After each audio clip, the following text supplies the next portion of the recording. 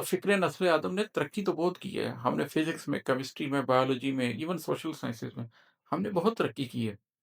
लेकिन रूहानियत को समझने के लिए, अल्लाह की मंशा को समझने के लिए जो इनसाइट चाहिए होती है, वो एक और मुकाम के ऊपर जाकर आती है। ख़िज़र अलैहिस्सलाम की जो इनसाइट है, वो इनसाइट इंसान अपने अंदर कैसे डेवलप कर सकता है कि वो रिवर ऑफ इंटरनल नॉलेज और रिवर ऑफ एक्सटर्नल नॉलेज के संगम पर बैठा हुआ हो, दोनों को समझता हो। ये वो भी नहीं समझ सकता जो हार्वर्ड से पीएचडी करके आया है, और कि वो भी नहीं समझ सकता जिसने दरस निज़ामी का कोर्स किया हुआ है। ये वो समझ सकता है जो अक्ल को भी समझता है और कल्ब को भी समझता है, जो मॉडर्न साइंसेज़ को भी समझता है और अल्लाह के हुक्म को भी समझता है, जो आज की पॉलिटिकल इकोनॉमिक रियलिटी को भी समझ सकता है और अल्लाह ने रिबा को क्यों हराम किया उसको भी समझ सकता है। वो इनके कंसेंसस के ऊपर बैठेगा, इनके जंक्शन के ऊपर बैठेगा, तो फिर वो हकीकी नतीजे तक, हकीकी फैसले तक पहुँच सकता है। बिस्मिल्लाहिर्रहमानिर्रहीम। अभी मैं आपके साथ एक गज़ल शेयर करने लगा हूँ। इसमें सिर्फ़ 5 अशआर हैं, तो इसको कुछ डिस्कस करते हैं। इसका मतलब है कि अक्ल का वही से रिश्ता मानना ज़रूरी है। अक्ल का वही से रिश्ता मानना ज़रूरी है, दायरे का एक मरकज़ है, जानना ज़रूरी है। दुनिया में कुछ लोग होते हैं जो जहालत के मर्तबे पे फ़ाइज़ होते हैं। फिर कुछ लोग होते हैं कि जिनके पास इल्म आना शुरू हो जाता है और वो जाहिल नहीं रहते बल्कि आलिम बन जाते हैं।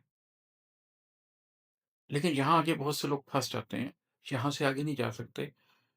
कुरान हमें ये बताता है कि जो लोग जाहिलीन हैं, उनको तो अल्लाह ताला कहता है कि तुम तफक्कुर क्यों नहीं करते? तुम तदब्बुर क्यों नहीं करते?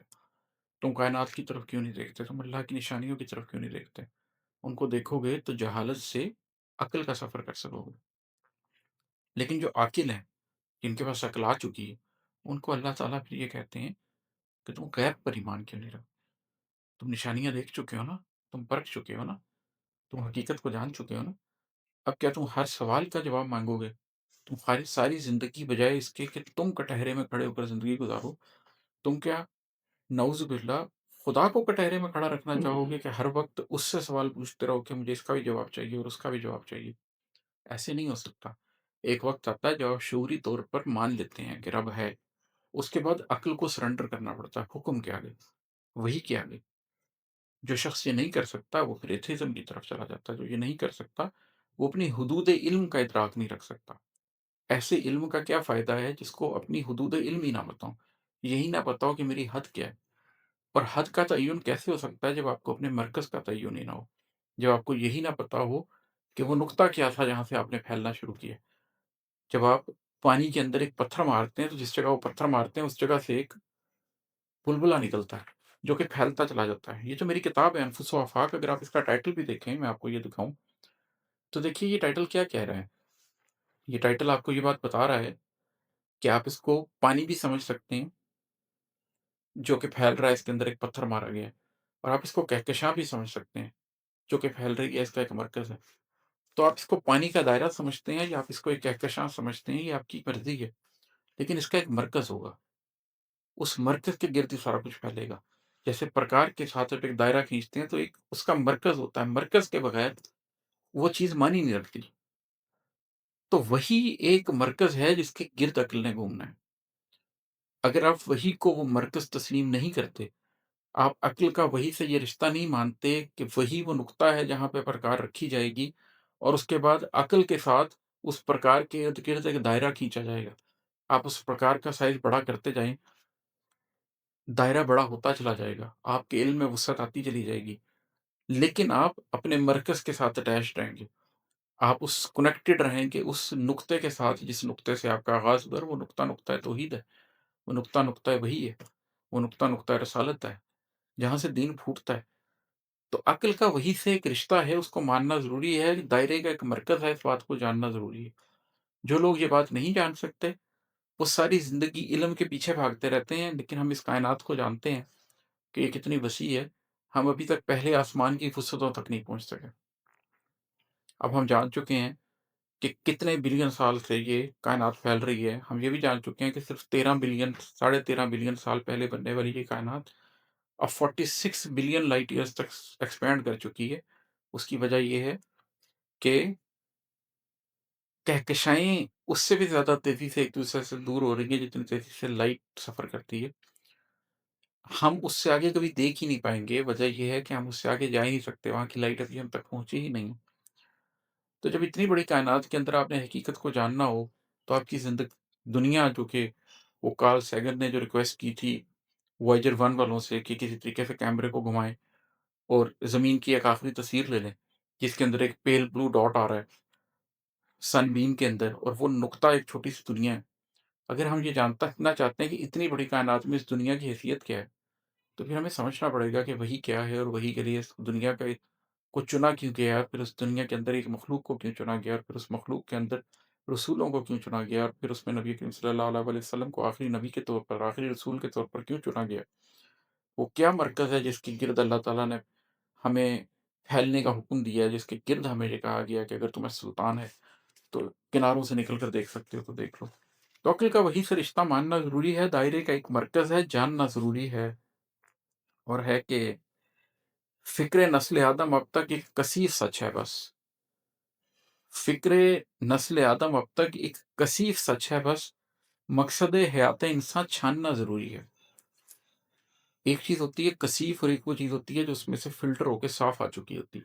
آپ کسی کثیف مادے کو لے لیں اور اس کے بعد اس کو فلٹر کریں تو اس کے اندر سے صاف مادہ نکلتا ہے۔ زمین سے آپ کروڈ آئل بھی نکالتے ہیں تو وہ کثیف حالت میں ہوتا ہے، اس کو اپنی گاڑی یا اپنے جہاز میں ڈالنے کے لیے آپ کو پیوریفیکیشن کے ایک پروسیس سے گزارنا پڑتا ہے۔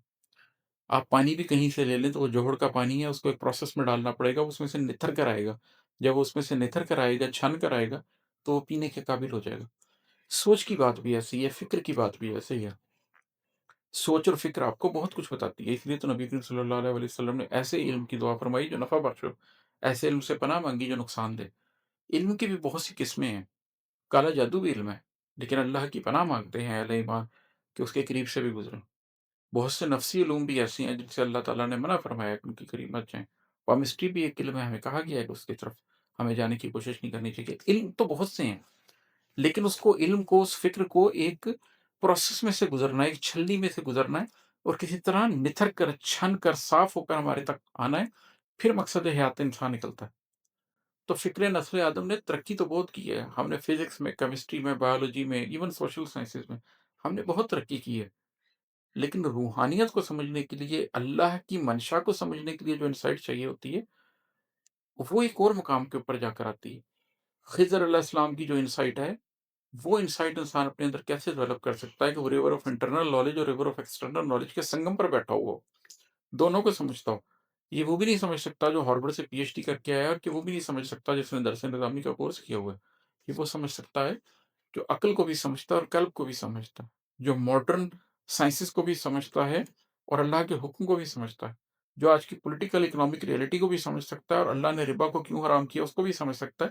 وہ ان کے کنسنسس کے اوپر بیٹھے گا، ان کے جنکشن کے اوپر بیٹھے گا، تو پھر وہ حقیقی نتیجے تک، حقیقی فیصلے تک پہنچ سکتا ہے۔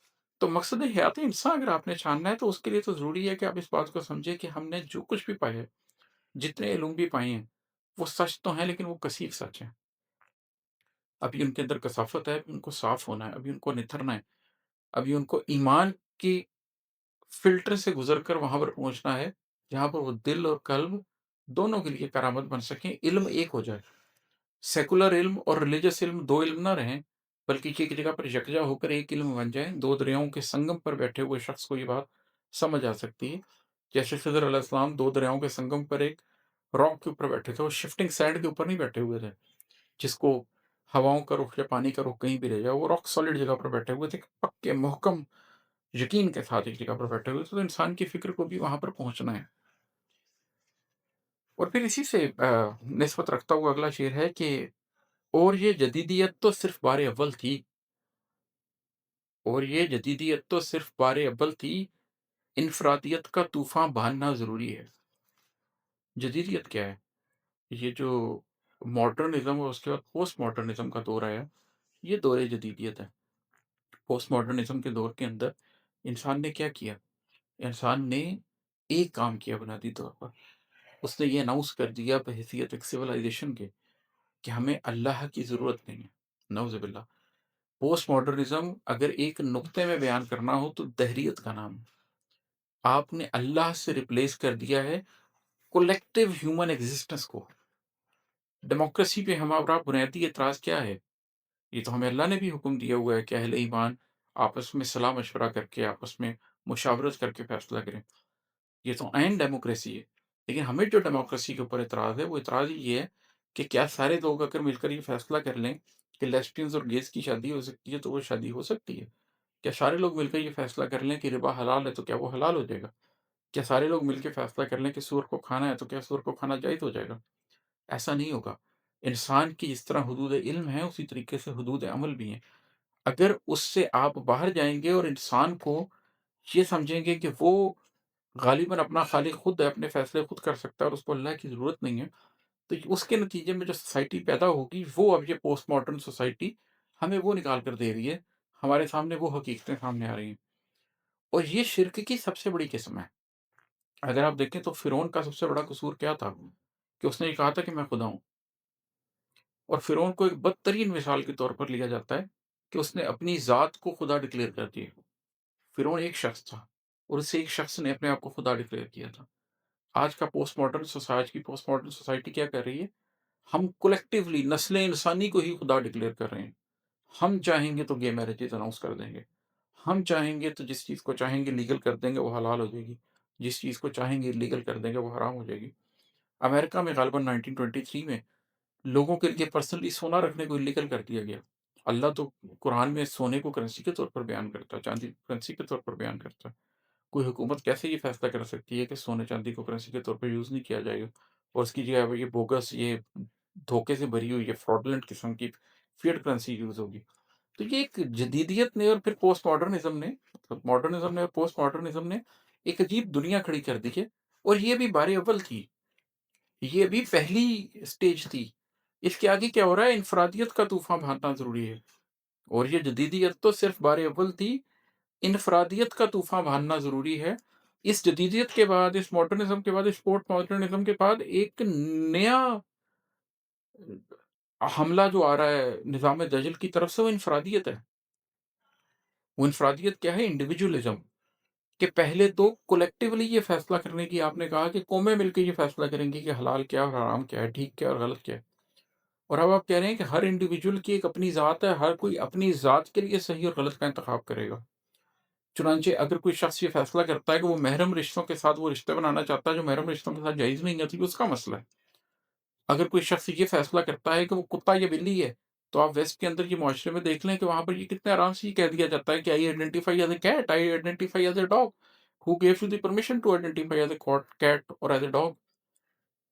ये इससे पहले किस तरह स्टार्ट हुआ कि I identify as a woman, I identify as a man, I identify as a bisexual, I identify as this, I identify as that. ये जो इन्फरादियत है, ये वो ज़हर है कि जो पोस्ट मॉडर्निज़्म के एंड पे जाकर हमें उससे भी अगली चीज़ के ऊपर लेके जा रहा है कि अब हर शख्स ये बताएगा कि वो अपनी ज़ात में खुदा है और अपने फैसले खुद कर सकता है। वो अपनी ज़ात में सोच सकता है कि उसने किस आइडेंटिटी के तहत ज़िंदगी गुज़ारनी है। ये मुआशरे से भी अब आगे लेकर हम बात को लेके जा रहे हैं कि अब हर शख्स ही ये फैसला करता फिरेगा कि वही एक इन्फरादी निज़ाम कायम करने के काबिल है और उस वो जो भी इन्फरादी निज़ाम कायम करेगा, उसके अंदर उसको मुकम्मल फ्रीडम दे दिया जाएगा।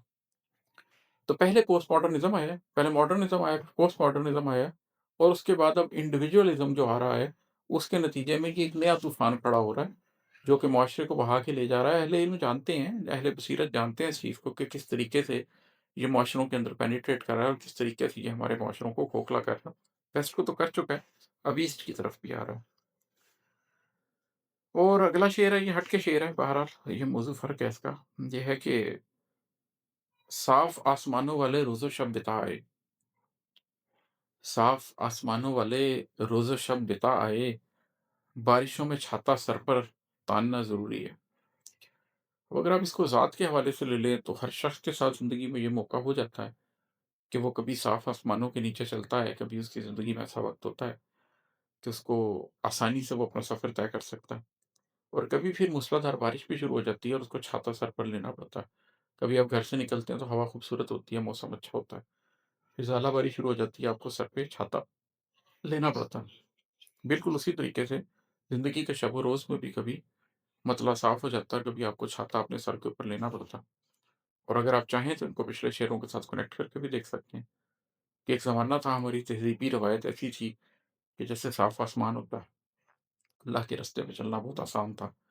नबी करीम सल्लल्लाहु अलैहि वसल्लम ने ये बात फरमाई है अपने साहब से कि तुम एक ऐसे दौर में हो कि तुम 10 में से 1 चीज़ भी छोड़ दोगे तो नाकाम हो जाओगे। और फिर एक ऐसा वक़्त आएगा कि कोई शख़्स 10 में से 1 भी कर लेगा, तो वो कामयाब हो जाएगा, इतना मुश्किल दौर आ जाएगा। तो हम एक ऐसे वक़्त में आ चुके हैं जहाँ पर साफ आसमानों वाले रोज़े शब बीत चुके हैं। अब हमें बारिशों में अपने सर के ऊपर एक छाता तानना ज़रूरी है, खुद को बचा के चलना ज़रूरी है। और मकता है इसका कि बेयकीन दिमागो-दिल से क्या मकाम पाएगा, बेयकीन दिमागो-दिल से क्या मकाम पाएगा, अब इमाद अहमद कुछ तो ठानना ज़रूरी है। अगर आपका दिमाग, अगर आपकी इंटेलेक्चुअल कैपेसिटी बिल्कुल क्लियर ना हो कि आप ज़िंदगी में क्या करना चाहते हैं, अगर आपका दिल, आपके जज़्बे बिल्कुल क्लियर ना हो कि वो क्या हासिल करना चाहते हैं, तो फिर आप कहीं पहुँच नहीं सकते। ज़्यादातर लोग सारी ज़िंदगी अपने दिल और दिमाग की लड़ाई में ही मसरूफ़ रहते हैं। दिल उनको कहीं खींचता है, दिमाग उनको कहीं खींचता है। उनकी सोच उनको कहीं ले जाती है, उनके जज़्बे उनको कहीं ले जाते हैं। वो दिमाग के रास्ते पे चलते भी हैं तो दिल रोकता है, दिल के रास्ते पे चलते हैं तो दिमाग रोकता है, या किसी एक रास्ते पे चलते हैं और दूसरे को बिल्कुल बेगाना छोड़ देते हैं। कामयाबी तो यही है कि दिल और दिमाग को पहले एक किया जाए, कल्ब और नफ्स को एक किया जाए। जब आपकी सात 360 डिग्री में एक हो जाए, आप मेंटली, इमोशनली, फिज़िकली, स्पिरिचुअली बिल्कुल कॉन्सन्ट्रेटेड होकर किसी एक चीज़ के ऊपर यकीन ले आएँ, किसी एक सोच के ऊपर यकीन लें और उस सोच के ऊपर अपनी ज़िंदगी गुज़ारना शुरू कर दें, ठान लें इसकी, तो फिर ही आप कहीं पर पहुँच सकते हैं। तो मैं अपने आप से भी यही बात कर रहा हूँ कि बेयकीन दिमागो-दिल से क्या मकाम पाएगा। अब इमाद अहमद कुछ तो ठानना ज़रूरी है। इंशाल्लाह फिर आपसे बात करूँगा। बहुत शुक्रिया।